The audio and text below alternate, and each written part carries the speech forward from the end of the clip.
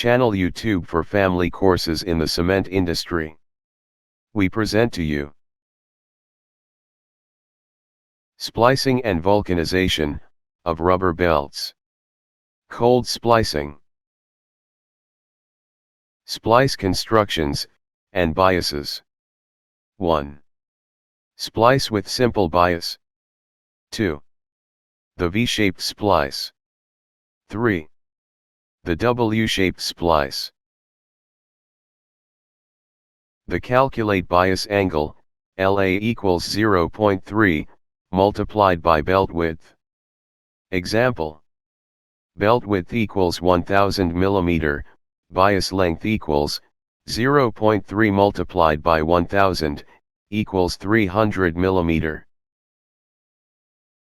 Another bias angle, is common use depend on, the vulcanizing machine available. The calculate bias, LA equals 0.4, multiplied by belt width. Example. Belt width equals 1000 mm, bias length equals 0.4 multiplied by 1000, equals 400 mm. Selection of step length. The table shows the minimum recommended step lengths, allocated to the strength, grading of the fabric. As indicated in figure, the overall overlap length is determined by adding, to the splice length LV, the bias length LA. Bias length LA, equals 0.3 multiplied by, belt width. Splice length LV, equals number of fabric plies, minus 1. Multiplied by step length LS. Stepping or joint direction. Overlap length equals, splice length LV, plus bias length LA. A decision on the direction, in which the splice joint is to be set, must be made before work begins on stepping. There are two alternatives designated. 1. Running the splice with the joint. In this case, the flexing stress occurring on the pulley, does not press against the joint, and has no point of action, at which to press the top fabric joint open. 2. Running the splice counter to the joint. In this case, the scraper then slides over the splice, without meeting a point, at which to separate the fabric plies. Laying out belt ends. When laying out belt ends, for stepping down operations, it is preferred to make all measurements, from center line extending, 2 or 3 meter, from each end of belt. 1. Locating center line. Mark center points in belt width, using light-colored chalk, or pencil. Draw an average center line, with these points as guide. 2. Squaring belt ends. Before determining bias angle, on portion to be stepped down, first locate line establishing square end of belt. 3. When belt edges are reasonably true, place long part of square, directly against belt edge. Cold vulcanizing steps. 1. Stepping the fabric plies. Starting at the angled end of the belt, the bias length LA equals 0.3, multiplied by belt width. Example. EP 500 over 4. Means 4 plies, of EP 125. For the table gives a minimum step length, LS of 200 mm. With 4 fabric plies, there are 3 steps, of 200 mm each, corresponding to 3 multiplied by 200 equals 600 mm splice length. The torn open first fabric ply, is separated with a ply separator, from the second fabric ply, together with the cover as indicated in figure. Ply separators are available in various forms. The cover and first fabric ply are then cut into longitudinal strips, with a scribing knife, as shown in figure. The next fabric step is then marked, incised with a ply cutter. Cut into longitudinal strips, and the fabric ply stripped off. These operations are repeated, for each fabric step, as shown in figure. When the 30 mm closing strip on the bottom cover has been stripped off the single fabric steps, and the closing strip are marked onto the top cover. The second fabric ply is then incised and pushed up at the marking of the second joint, while the first and second fabric ply are incised with a ply cutter at the line marking the third joint. This procedure applies analogously to all steps.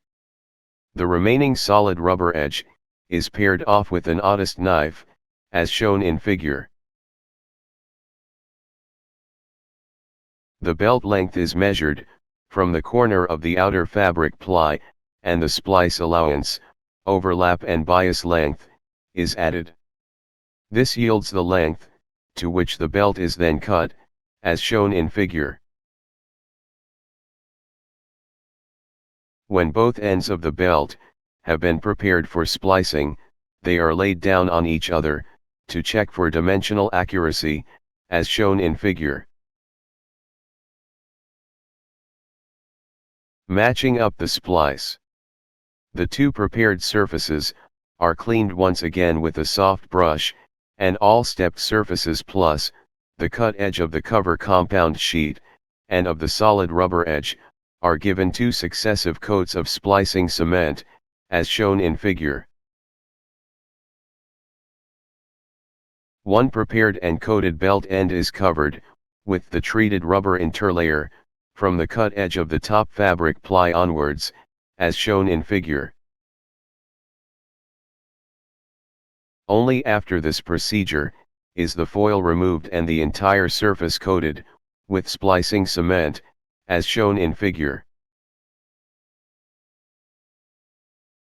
When the two prepared surfaces have been matched up, the entire surface is stitched down firmly with a hand roller, as shown in figure.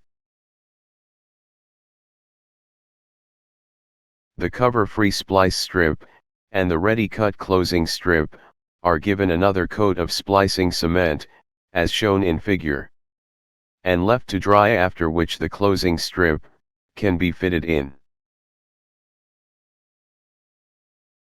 There are then no gaps between the cut edge and the closing strip that might later not quite close, and thus not be boned. The closing strip of the bottom cover is inserted in the same way, after which the closing strips are stitched down firmly with a pricker roller to prevent blistering.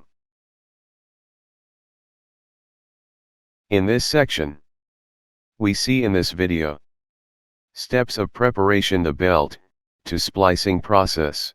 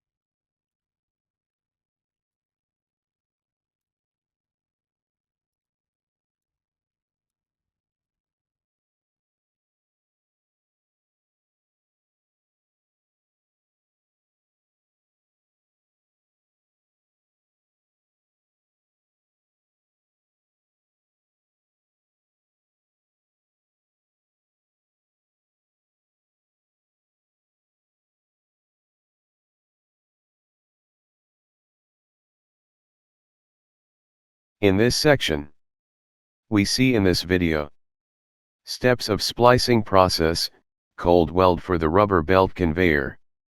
I wish you a pleasant watch, and take advantage of this channel. Do not forget to subscribe to the channel, and sharing them among your friends. Thank you very much for everyone.